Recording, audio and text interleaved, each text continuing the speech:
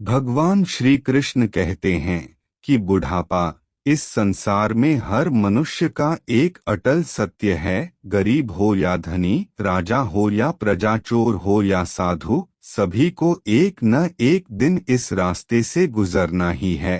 भगवान श्री कृष्ण कहते हैं, जवानी और बचपन तो यूं ही बीत जाता है, जीवन की हकीकत तो बुढ़ापा ही बतलाता है। विरला ही कोई बूढ़ा बुढ़ापे को जी जाता है, वरना यह बुढ़ापा सबको बहुत रुलाता है। बुढ़ापे में ये शरीर रोगों का घर बन जाता है, खांसने का शोर ही सब और नजर आता है। बुढ़ापा कितना दुखदाई है, ये सोच मन घबराता है। कईयों को दर से बेदर करता है और कईयों से भीख मंगवाता है अपने ही घर में। ये बुढ़ापा अकेला रह जाता है। दोस्तों, आज हम आपको बताने वाले हैं श्री कृष्ण द्वारा कहे गए ऐसे 5 चीजों के बारे में जो जवानी में आपको भूल कर भी साथ नहीं छोड़नी चाहिए। नंबर 1, पुत्र का साथ। श्री कृष्ण कहते हैं, औलाद अपने माता पिता का सहारा होते हैं। इस संसार में हर माता पिता हर यही उम्मीद करते हैं कि उनका संतान एक गुणी व्यक्ति बने, समाज ने उनका और परिवार का नाम रोशन करें। बच्चों को शुरू से अगर सही दिशा मिल जाए तो वो बुढ़ापे में माता पिता की ताकत बनते हैं, उस पर कोई आंच नहीं आने देते। इसलिए भगवान श्री कृष्ण कहते हैं, जिनके पास ऐसा पुत्र हो वो कभी दुखी नहीं हो सकता। ऐसा पुत्र पाकर माता पिता मुश्किल समय में कभी खुद को अकेला नहीं पाते। नंबर 2, जीवन संगिनी। संस्कारी और समझदार पत्नी का साथ होना सौभाग्य की बात है। श्री कृष्ण कहते हैं, संकट के समय ऐसी पत्नियां साए की तरह पति के साथ खड़ी होती है। इतना ही नहीं, ऐसी जीवन संगिनी हर मुश्किल घड़ी का डटकर सामना करती है और व्यक्ति को उन हालातों से लड़ने की हिम्मत भी देती है। संकट के समय वो परिवार की ढाल बनती है। भगवान श्री कृष्णा ये भी कहते हैं, किसी भी व्यक्ति की जीवन संगिनी उसकी सच्ची दोस्त होती है। एक अच्छी जीवन साथी मिलने से न केवल लोगों का भविष्य बल्कि समाज में उनके कुल परिवार का रुतबा भी बना रहता है। किसी भी मुश्किल में जीवन संगिनी चट्टान की तरह खड़ी हो जाती हैं। उनके साथ व सहयोग से मनुष्य किसी भी विपदा को झेलने में कामयाब होता है। नंबर 3, धर्म का साथ। भगवान श्री कृष्ण ने धर्म को भी लोगों का साथी कहा है। उनके अनुसार अपने जीवन में किए हुए दान व पुण्य कर्म मरने के बाद भी लोगों के नाम के साथ ही रहते हैं। कोई भी व्यक्ति समाज में अपने कार्यों के वजह से ही जाना जाता है।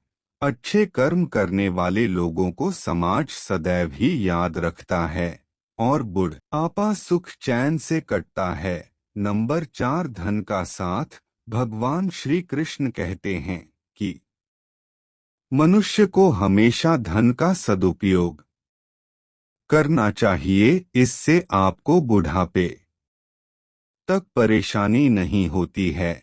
आपको बुढ़ापे में किसी के सामने हाथ फैलाने की जरूरत नहीं पड़ेगी। दोस्तों, ऐसा न करने वाले व्यक्ति हमेशा परेशान ही रहते हैं।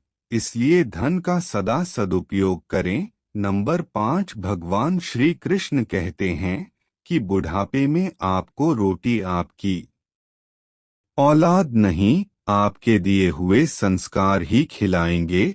यदि आप अपने संतान के समक्ष खुद का अच्छा व्यक्तित्व नहीं पेश कर पाएंगे तो इस बात का स्मरण रखना, आपका संतान आपका कभी सम्मान नहीं करेगा और नहीं आपके प्रति सहानुभूति रखेगा।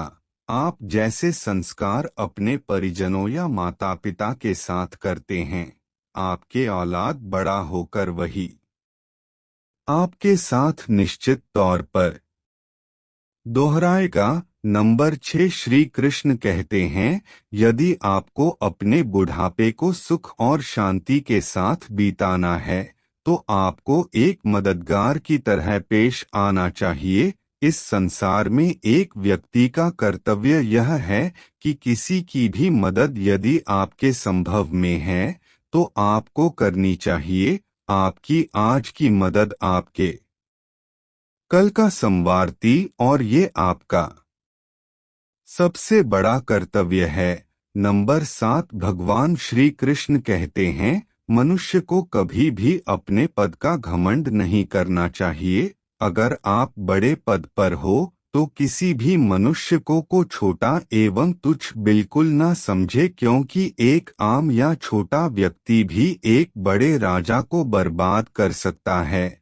चंद्रगुप्त ने नंदवंश की वृहद सेना को हराकर यह बात साबित कर दी थी। यदि आपके अंदर अपने बड़े होने का गुमान हो तो उसे हटा दें, क्योंकि पद की प्रतिष्ठा या सम्मान कुर्सी तक ही होती है। कुर्सी हटने के बाद आपके कर्म आपके सम्मान का कारक बनते हैं। साथ ही अपने परिवार के साथ खूब वक्त बिताएं। जब भी मौका मिले उनके साथ मौज मस्ती करने से न चूकें। शायद आपको अभी न समझ में आ रहा हो, घर से दूर होने का दुख उनसे पूछिए जो पढ़ाई या नौकरी करने के लिए अपने घर से दूर हो जाते हैं।